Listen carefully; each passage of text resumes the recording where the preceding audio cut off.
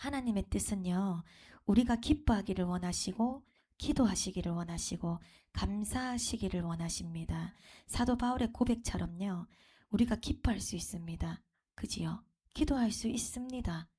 그리고 감사할 수 있습니다. 하지만 앞에 붙은 부사를 보시면 참 부담이 되고 문제가 되지요. 뭐라고 되어 있습니까? 항상 기뻐하라. 쉬지 말고 기도하라. 범사에 감사하라. 항상 기뻐하는 게 마음대로 안 되는 일이고 쉬지 말고 기도하라가 불가능처럼 보이고 무엇보다도 우리가 범사에 감사하라가요. 모든 일에 감사하라. 모든 것에 감사하라. 모든 상황에 감사하라는 것이 얼마나 어렵고 마음대로 안 된다는 것을 여러분들도 알고 계십니다. 그게 마음대로 되면 그지요? 정상적인 사람이겠습니까? 그래서 우리가 항상 기뻐하고 쉬지 말고 기도하고 특별히 모든 상황에 감사하는 것이 하나님의 뜻이라고 하는데 사도 바울은요, 그 하나님의 뜻을 우리가 살아내는 비결, 그 방법을 분명히 우리에게 알려주신 것입니다. 그것이 바로 그 데살로니가 전서 5장 18절의 말씀처럼 이는 그리스도 예수 안에서 너희를 향하신 하나님의 뜻이다 라고 말씀하시고 계십니다. 그래서 그 불가능해 보이는 것들이요, 그리스도 예수 안에서는 가능하다고 말씀해 주시는 것입니다. 우리의 말로는 전부 그리스도 안에서라고 번역이 되어 있는데요. 헬라어로 보시게 되면요, 장소적 공간적 개념으로 안에서뿐만 아니라 겉에, 곁에, 위에, 중심의 한가운데 그런 뜻이기도 하고요.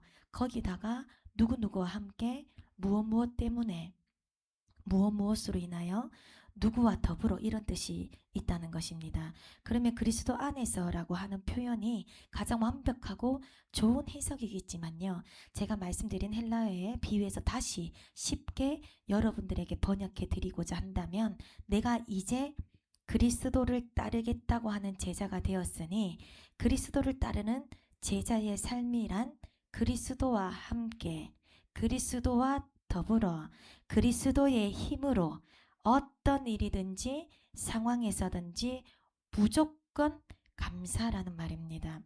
혼자서는 불가능하지만요, 예수님과 함께라면 그 일이 가능하다는 뜻입니다. 아멘.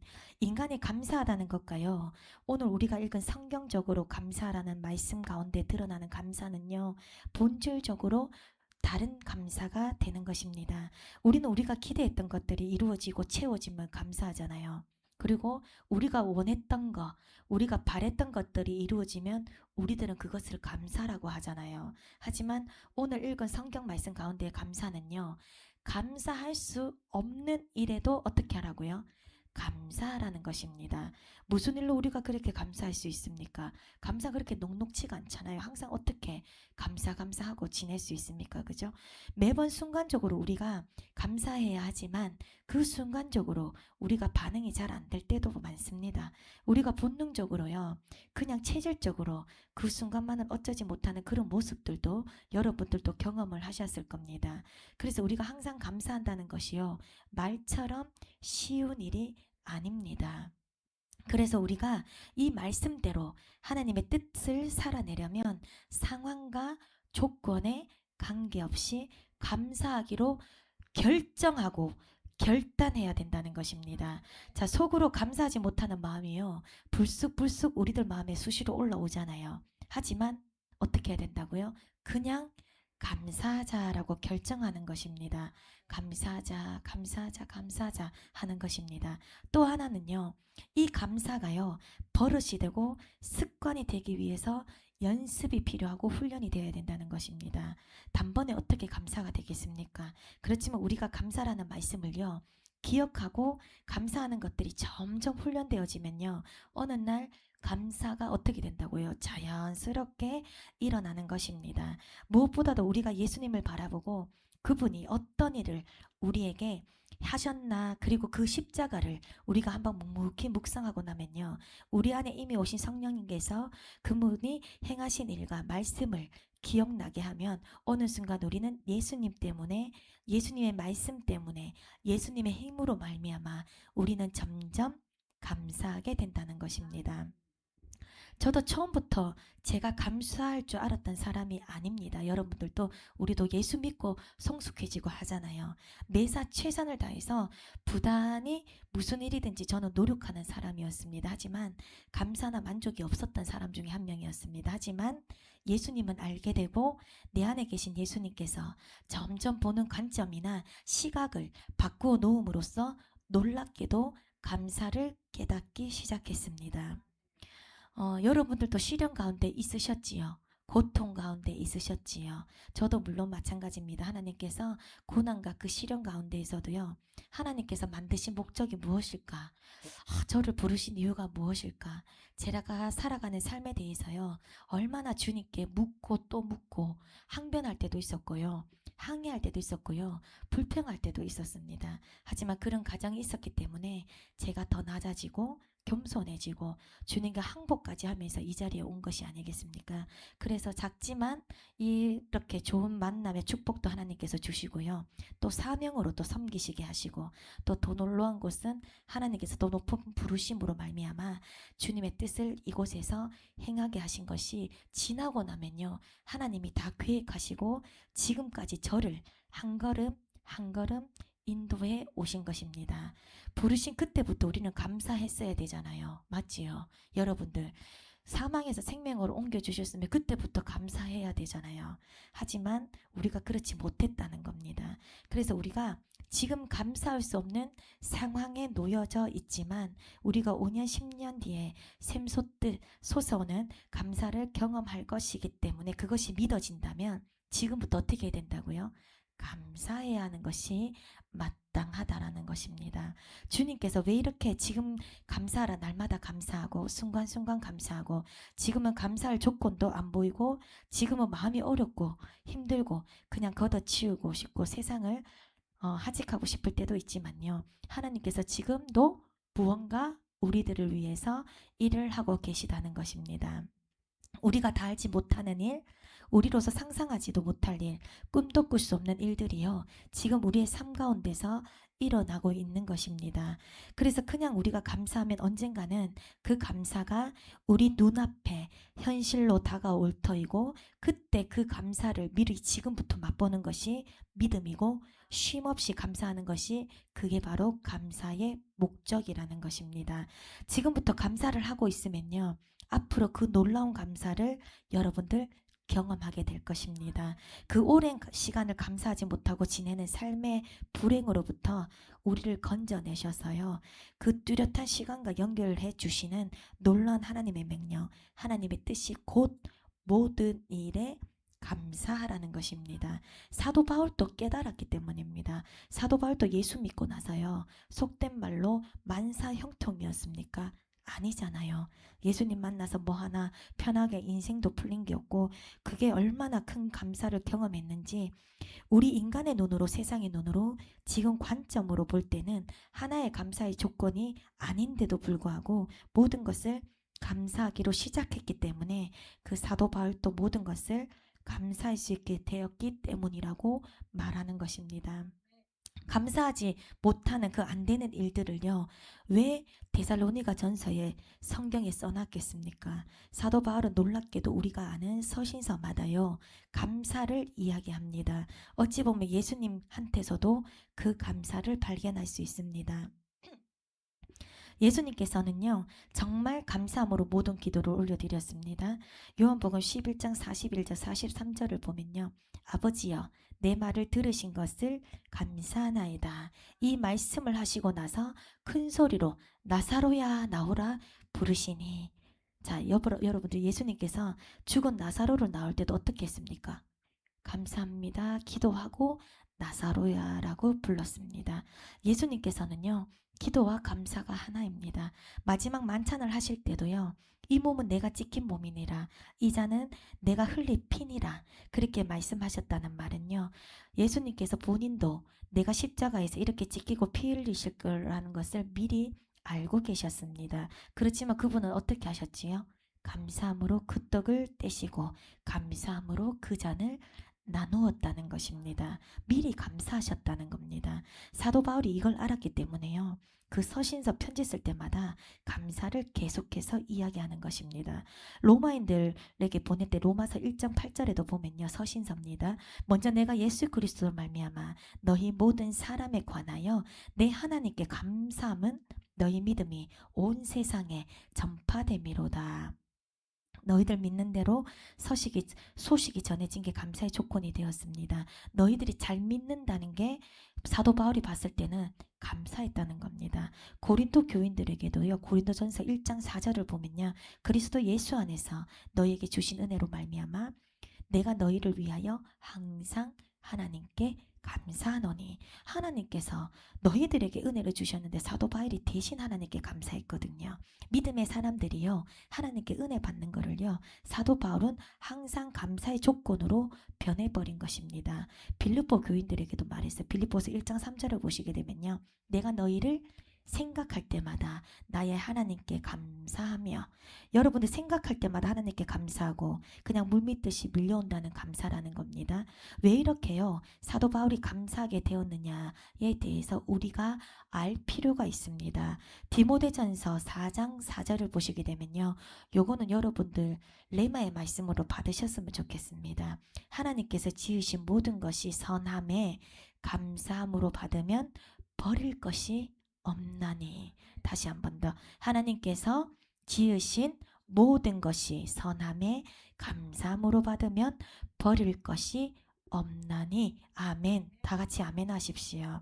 버릴 것이 없다는 겁니다. 하나님께서 지으신 게 모든 것이 선함에 감사함으로 받으면 버릴 것이 없다는 것입니다.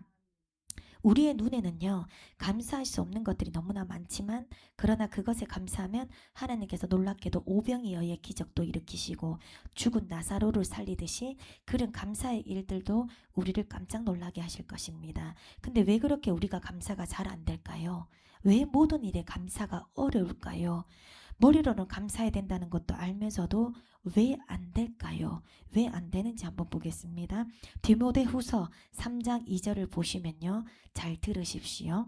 사람들이 자기를 사랑하며 돈을 사랑하며 자랑하며 교만하며 비방하며 부모를 거역하며 감사하지 아니하며 거룩하지 아니하며. 자, 사람들이 왜 감사가 어렵다고 하지요? 자기를 사랑하기 때문입니다. 여러분들 왜 감사가 없습니까? 자기애가 강한 사람, 자존심이 센 사람, 그리고 극단적인 이기적인 사람 있잖아요. 자기밖에 모르는 사람.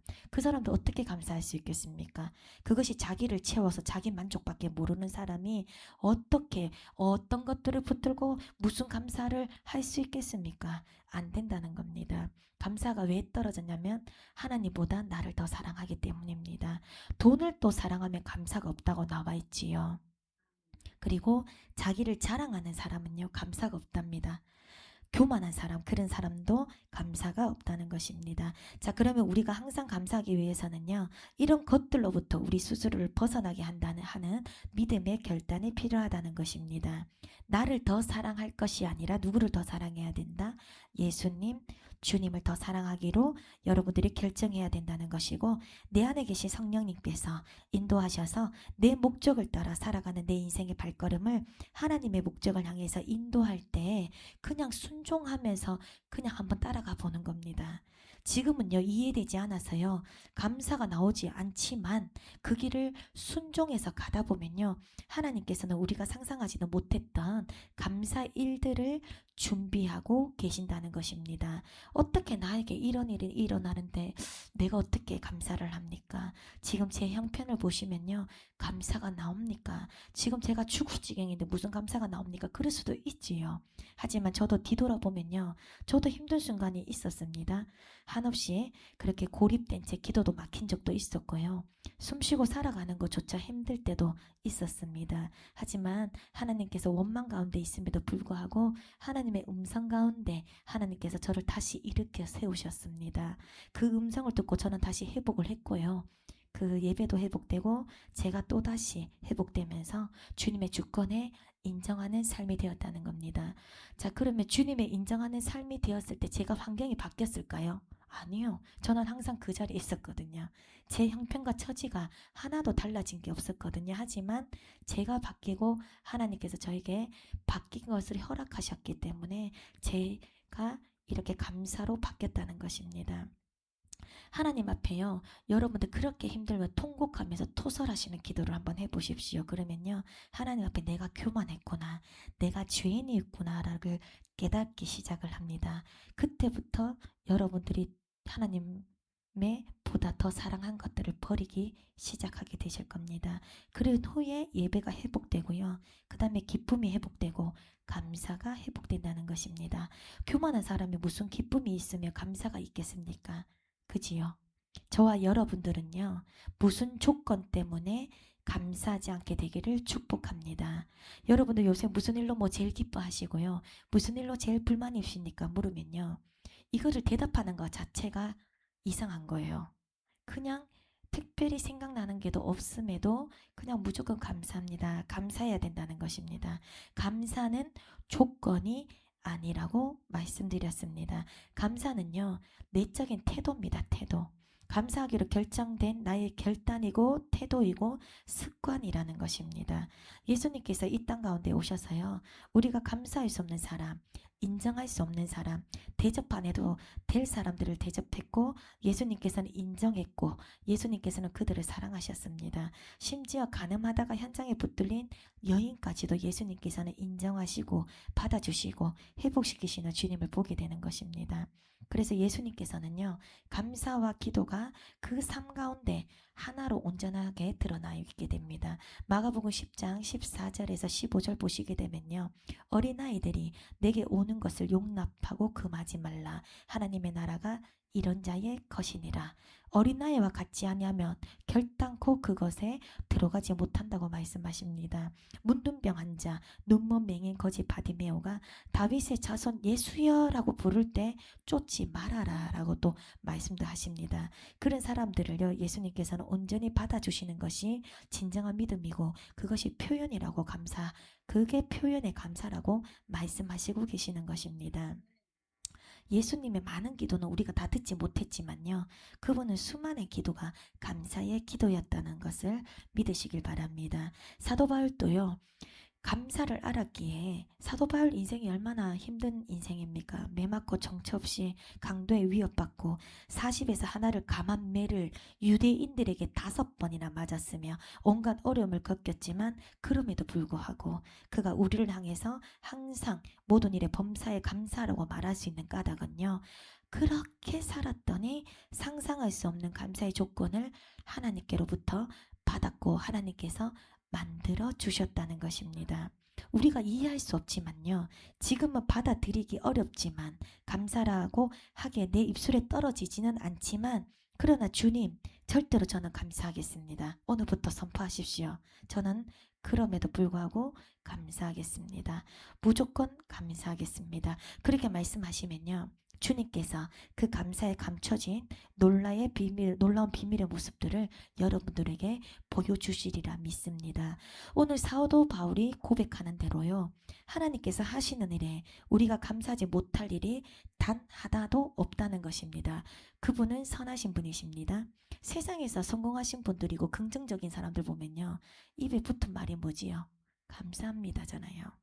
그분들을 감사합니다 보게 되면 인격적으로 좀 갖추었던 사람이구나 라고 우리가 대략 판단을 하게 됩니다. 하지만 매사 원망 불평이고 매사 부정적인 사람들 보면 인격적으로 성숙하지 못하다, 미성숙하다라고 우리가 판단을 하잖아요.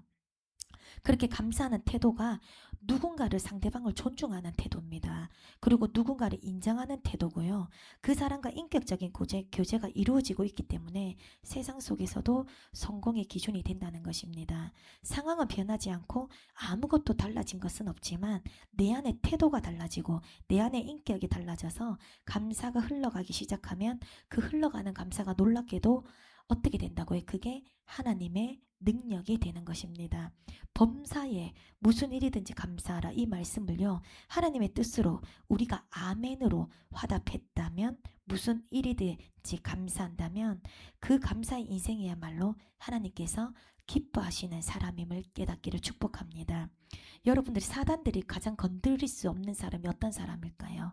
항상 기뻐하는 사람입니다. 예, 그리고 쉬지 말고 기도하는 사람입니다. 하나님 말씀에 붙들린 사람입니다. 무슨 일이든지 만나면 감사하다고 찬양하는 그 입술을 가진 사람이 사단이 건드릴 수 없는 사람입니다. 그런 사람들은 성령이 충만한 사람이겠지요. 예수님과 함께하는 사람입니다. 사도 바울이 깨달은 것은요. 이런 삶을 사는 하나님의 뜻 안에 있는 사람들만 있는 교회라면요. 세상 사람들도 흔들리지 못하는 교회가 될 것입니다. 여러분들 하나님께서 명령하신 대로 말씀하신 대로 사도 바울이 살아보니 성령 충만해 보니 그냥 사라지는 일이라는 것입니다. 자, 성령 충만해지면 어떻게 돼야 된다고요? 항상 기뻐하라, 쉬지 말고 기도하라, 범사에 감사하라. 여러분들 사도 바울의 삶처럼 기뻐할 수 없는 상황에도 항상 기뻐하시고 기도를 도저히 할 수 없는 상황에도 기도의 자리를 놓치지 마시고 감사할 수 없는 조건 가운데에서도 항상 범사에 감사와 찬양하는 입술이 되어서 하나님의 영광을 돌리는 삶들이 되기를 여러분들 축복드립니다. 예, 감사합니다. 찬양한 후에 함께 결단하며 기도하도록 하겠습니다.